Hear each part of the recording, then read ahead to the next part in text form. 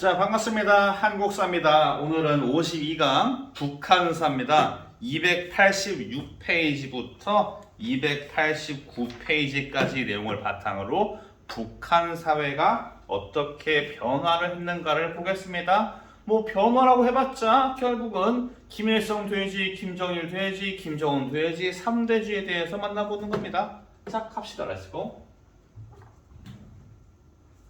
먼저 일단 김일성 독재 체제가 어떻게 좀 더 확대가 되는가, 좀 더 공고하게 굳혀지는가. 이전에 배웠던 숙청들로부터 무슨 뭐 소련판이, 연안판이, 갑산판이 다 제껴가면서 8월 종파 사건으로 연안파, 소련파 제껴버리고 추가로 과거에 김일성과 함께 이제 항의를 했다고 전해지는 그 갑산파도 제끼면서 김일성을 제외한 어떠한 파벌과 정치 세력도 용납하지 않습니다. 근데 1960년대의 특이한 상황은 중국과 소련이 점점 사이가 안 좋아집니다. 당시에 그 스탈린 돼지가 사망을 한 다음에 이 8월 종파 사건을 설명할 때 지난번에 얘기를 했어요. 지난 중간고사 시험 범위에서 스탈린이 죽은 다음에 소련 내부에서 야, 우리 스탈린 돼지가 안 좋은 돼지 같아 라는 말을 하니까 중국에서는 니네가 뭔데 스탈린을 까냐라고 하면서 소련에다가 발끈합니다. 그래서 스탈린 사후에 소련과 중국이 사회 공산주의에 대해서 서로 사상 논쟁에 빠지고 국경 분쟁까지 나면서 둘이서 사이가 매우 안 좋아집니다. 북한은 조금 애매한 상황이에요. 자기가 형님으로 모시는 소련 돼지랑 중국 돼지랑 서로 싸우니까 야, 우리가 어느 형님 뒤를 빨지 막 고민되는 겁니다. 결국 그러다가 우리는 그냥 우리 갈 길 가자 그러면서 독자 노선을 점점 추구하게 됩니다. 7.4 남북 공동성명은 다음 시간에 좀 자세히 배우는데 우리 유신 얘기할 때 제가 언급을 했어요. 당시에 남북한이 통일의 3대 원칙 자주, 평화, 민족 대단결을 정했다고요. 다음 시간에 자세히 배웁니다. 7.4 남북 공동성명 이후에 우리 대한민국의 박정희는 유신을 발표하면서 10월 유신을 발표하면서 유신 독재를 실시하고 북한은 김일성이 사회주의 헌법을 개정해서 여기에 주체 사상을 명문화시킵니다.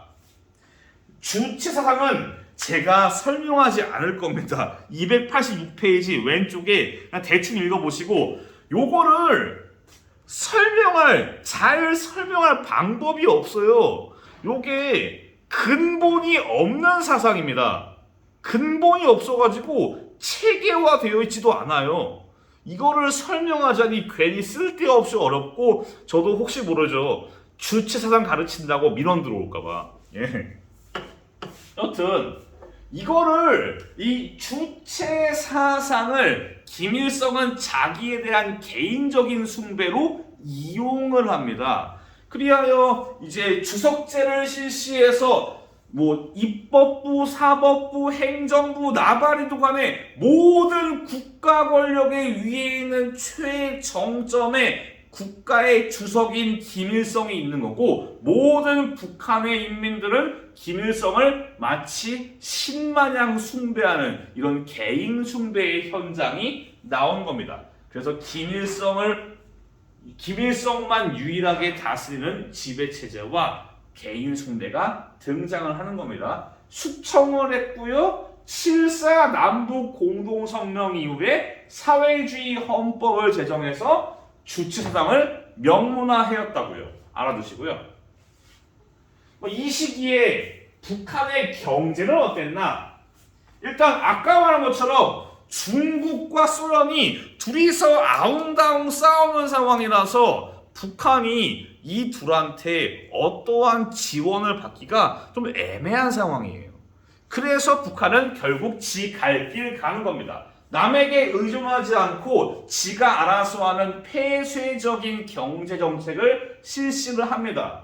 그래서 막 경제 발전 6개년계 이런 걸 실시를 해서 실제로 여기까지는 65년부터 75년 사이까지는 북한이 국내 총생산이 높습니다. 북한이 이 시기에는 우리 대한민국보다 좀 경제가 성장해 있는 이런 상황이에요. 근데 다만 한계는 존재합니다. 북한은 지금까지도 국가 예산에 어마어마한 비중을 국방비에 때려박아요. 심할 때는 거의 80% 이상을 때려박습니다. 그 정도로 국방비를 죄다 꼬라박고 남에게 의존하지 않고 지가 알아서 하다 보니까 좀 뭐랄까 좀 한계가 있어요.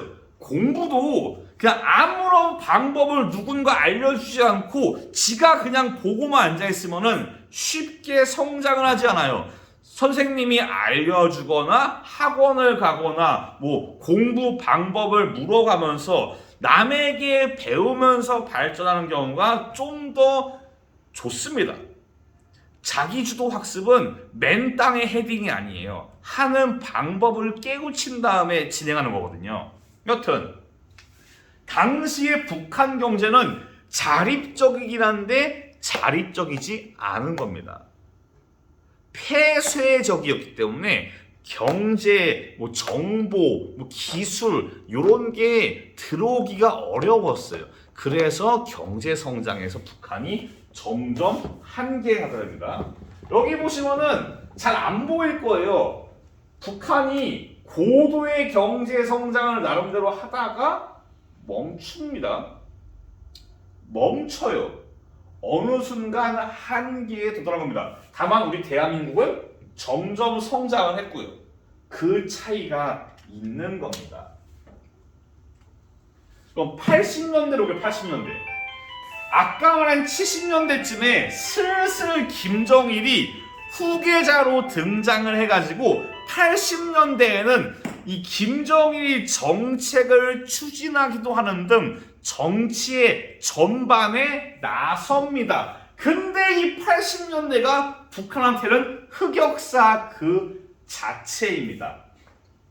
80년대에 3대 정책이 있는데 시원하게 말아먹습니다. 먼저 평양 앞에 남포항에 관문을 설치하는데 요게 부실공사여서 계속 보수를 하고 떼우면서 돈을 얼마였더라? 60억을 꼬라박아요.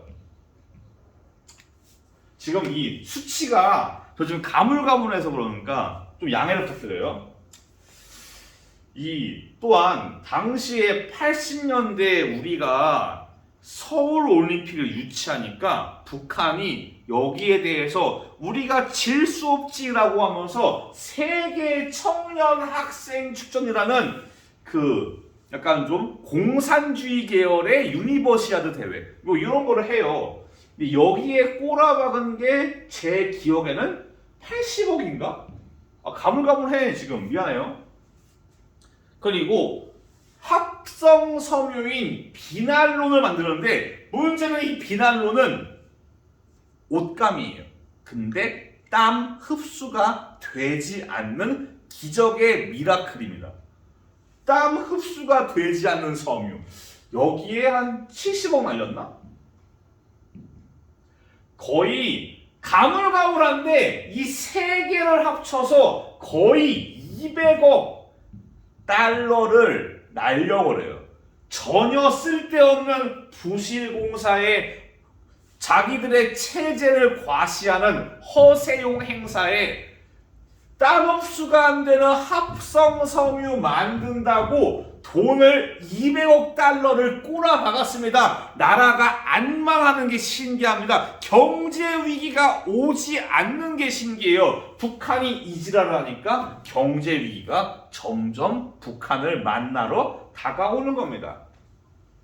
그리고 80년대 말에 중국의 덩샤오핑이 개혁개방 노선을 피면서 자본주의 요소를 들고 오고, 소련도 고르바초프라는 사람이 개혁개방 노선을 하면서 안 되겠다, 이런 위기 속에서 북한은 어떻게 해야 되나 라고 하면서 지난번 수업 시간에 설명을 잘못했어요. 그때 제가 요때에 제가 우리식 사회주의라고 그러는데 정정합니다. 이때입니다. 이때 우리가 당시 북한이 스스로 말하기를 우리는 중국 따라가지 말자, 소련 따라가지 말자, 우리는 북한은 북한대로 가자, 이러면서 우리식 사회주의를 표방하는 겁니다.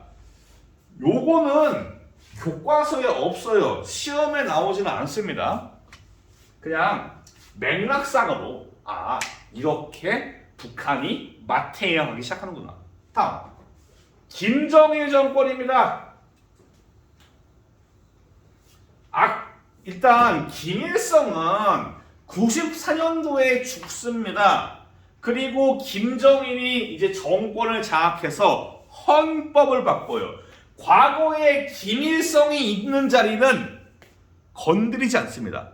김일성이 있던 주석은 그대로 놔두고 새로운 직책을 강화시켜서 자기가 거기에 앉으면서 자기 아버지 돼지에 대한 리스펙을 하는 겁니다.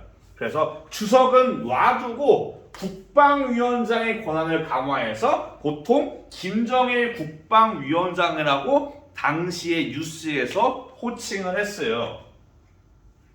당연히 이름 아셔야 됩니다. 김일성, 김정일, 할아버지 돼지, 아버지 돼지, 지금 돼지까지.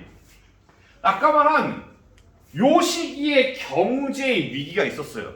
나라의 경제가 어려우니까 북한 사람들이, 북한이 얼마나 춥겠습니까? 겨울에 개마고원 얼마나 추워요. 그래서 북한 사람들은 난방을 떼려고 산을 밀어버려요. 산에 있는 나무들을 다 베어가지고 북한강산 대머리 이런 식으로 다 민둥산 다 민둥산이 되어버립니다. 이 상황에서 당시의 태풍이 기가 막히게 90년대 마세이를 찍어가지고 기가 막히게 북한을 그대로 꼬라박아요.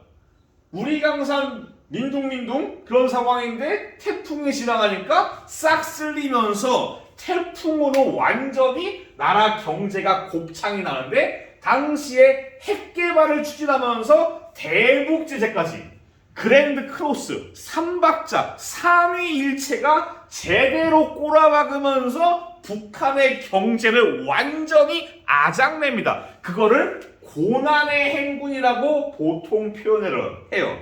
이 시기에 북한의 경제난을, 이 시기에 다큐멘터리 보면은 북한의 어린애들 막 2살, 1살, 3살 막 이런 애들이 보육원에 있는데 울지를 않아요. 그냥 멍 이러고 있어요. 당시에 BBC였나? 거기에서 기자가 물어봅니다.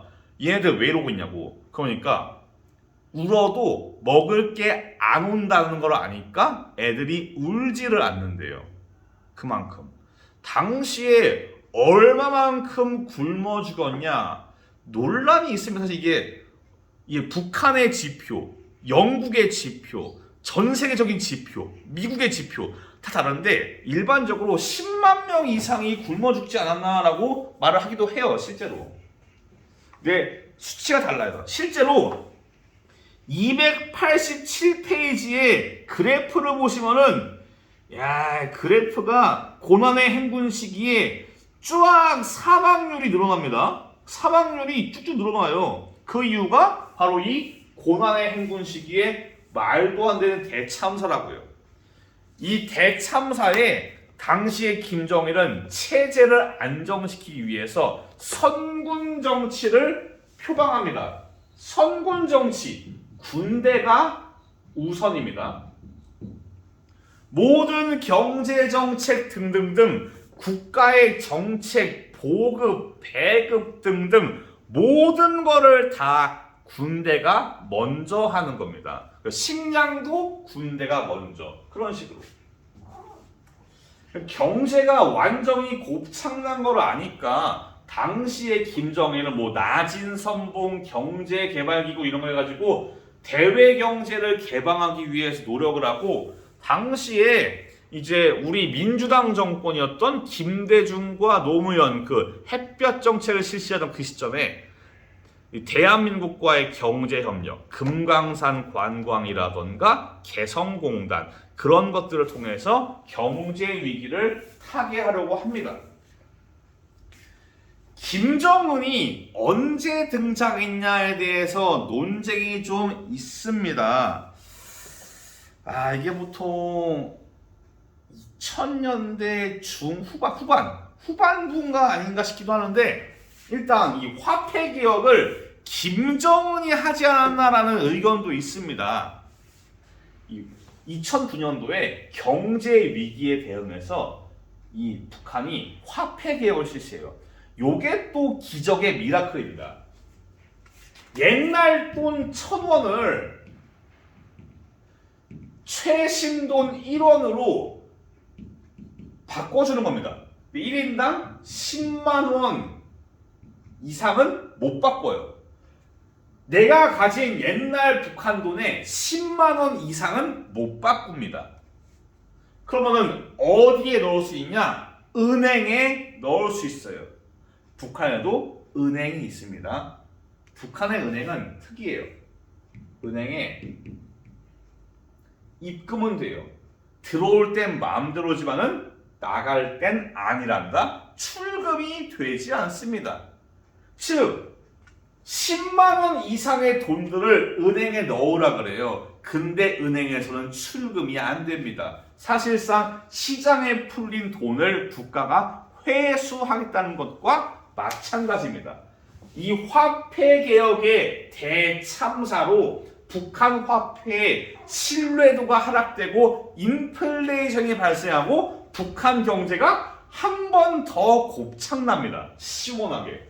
그래서 나중에 김정은이가 이 화폐 개혁 실시한 사람을 죽여버립니다. 공개 처형을 해요. 그만큼 당시에 북한 정권이 이런 대실패로 민심을 잃어버렸기 때문에 민심을 잃어버려가지고, 그래서 당시에 김정은이 그 화폐 개혁 책임자를 몰아서 죽여버린 겁니다. 원래 좀 말을 실수하면은 편집을 하는데 이번에 그냥 갈게요. 저도 살짝 귀찮아져가지고. 예. 여튼 2012년에 김정일이 사망하고 그 다음 3대 돼지 김정은 돼지가 등장을 합니다. 여기는 김정은 돼지는 길게, 사실 김정은 돼지 시기에 굵은 글씨가 무려 3개나 있는데 그냥 적당히 넘어갈게요. 김정은은 등장하고 나서 1년 동안 정권 장악 착수를 합니다. 과거에 김정일 돼지 시절에 그런 정권의 핵심 요인들이 있기 때문에 이런 인사들을 날려버려요. 예를 들면 공호부 장성택 이런 사람들을 기관총으로 날려버리고 다 죽여버린 다음에 이제 하나하나 숙청을 통해서 김정일도 그렇고 김정은도 그렇고 이 돼지들은 기본적으로 지가 정권을 장악할 때 숙청을 동반합니다. 시원하게 다 죽여버린 다음에 이 돼지가 정권을 장악한 거예요. 이 양반은 계속 핵실험을 하고 지하에서 핵실험을 하고 계속 미국을 타격하기 위한 대륙간 탄도미사일 개발에 착수를 합니다. 계속. 북한은 지네들도 알아요. 북한은 솔직히 말해서 전쟁 나면은 그냥 끝나요. 애초에 나라의 예산과 국방비 차원이 다릅니다. 딱히 미국이 끼어들지 않아도 끝나요. 솔직히. 다만 우리 입장에서는 전쟁을 통해서 어마어마한 피해가 예상이 되기 때문에 전쟁을 피해야 되는 거지, 만약 북한이 우리한테 꼬라박는다? 그러면은 가차 없습니다. 그래서 북한은 핵무기, 특수부대, 대륙간 탄도미사일 같은 비대칭 전력, 일반적인 탱크나 비행기가 아니라 뭔가 한 방에 상황을 뒤엎을 수 있는 비대칭 전력에 어마어마한 투자를 하는데 대표적인 게 핵이에요. 핵. 이 핵을 미국에 떨굴 수 있어야지 미국이 북한을 좀 위험해 여기고 북한을 좀 더 경계하고 북한에 대해서 좀 더 대화와 협상을 하지 않겠나라고 북한이 생각을 했기 때문에 북한은 계속 대륙간 탄도미사일을 계속 주구장창 실험을 하고 계속 주구장창 동해 앞바다에 퐁당퐁당 미사일을 던지는 겁니다. 그래서 지금까지도 올해도 계속 얘들은 잊을만 하면 계속 퐁당퐁당 미사일을 던져 제껴요. 예. 끊임없이 계속 미사일로 도발을 합니다. 정작 우리도 현무라는 미사일이 있고 우리가 확실한 거는 우리가 북한보다는 몇 배 위에 있습니다. 군사 전력과 군사비 예산이요. 우리는 북한만 보는 게 아니에요. 중국과 일본과 러시아라는 전 세계 최강 대국들이 모여 있는데 북한만 이기고 될 게 아니에요. 중국과 일본과 러시아랑 대비를 했을 때 어느 정도 클래스를 맞추기 위해서 우리는 노력을 한 겁니다. 북한은 진작 제꼈어요, 진작에. 그래도 방심하면 안 됩니다. 항상 전쟁은 방심하는 자에게 안 좋은 영향을 끼쳐요. 베트남전에 미국이나 아프간전에 미국이 그러했습니다. 좀 어려운 말을 많이 했네요. 내용 별거 없습니다. 잠깐만, 하나 더 있지. 미안해요. 경제. 중요한 건데. 288페이지. 중요한 겁니다. 자, 북한은 경제 위기, 계속 나왔던 고난의 행군이나 80년대의 경제 위기, 70년대의 경제 침체, 이런 거를 극복하기 위해서 가끔씩 자꾸 자본주의 요소를 긁어와요. 하병법을 통해서 외국의 자본과 기술을 도입하려고 추진을 했고요. 제가 이거를 낮은 선봉을 김정일 때라 그랬네. 김일성 때인데 낮은 선봉 지역의 자유경제무역지대, 일종의 경제특구입니다. 여기에서 외국 기업이 여기에서 이제 무역을 할 수 있게 허락하는 그런 지역을 288페이지에 이렇게 특구를 많이 만듭니다. 또한 금강산 관광이라던가 개성공단 사업을 통해서 대한민국과의 경제협력도 추진을 합니다. 그리고 2000년도에는 사회주의 경제관리 개선 조치 줄여서 7.1 조치를 해가지고 시장 경제 요소를 도입해서 장마당이라는 당시에 북한의 지금까지 조져요. 지금도 마을에 있는 시장, 소규모의 장터 같은 오일장 같은 느낌의 시장들이 이제 등장을 하고 화폐 거래라던가 무슨 아까 말한 은행 그런 것들, 그런 식의 시장 경제적인 요소들이 대폭 도입이 됩니다. 하지만 북한은 지금도 경제 위기가 계속 있습니다. 이 노무현 정부가 끝난 다음에 나중에 배우겠지만은 이명박 정부부터 우리가 대북 강경책을 펼치면서 북한이 계속 우리를 도발합니다. 천안함 피격 사건, 연평도 포격전, 금강산 관광객 피살 사건 등등등 각종 도발을 통해서 우리를 자극하고 대북 관계도 예전 같지가 않고 북한이 계속 핵을 보유하니까 경제 제재는 계속 있고 최근에는 코로나19 북한 경제가 아마 시원하게 곱창이 났을 거예요. 이런 식의 북한은 경제 어려움이 잔존했습니다. 키워드 하병법 중요하고요. 자유경제무역지대.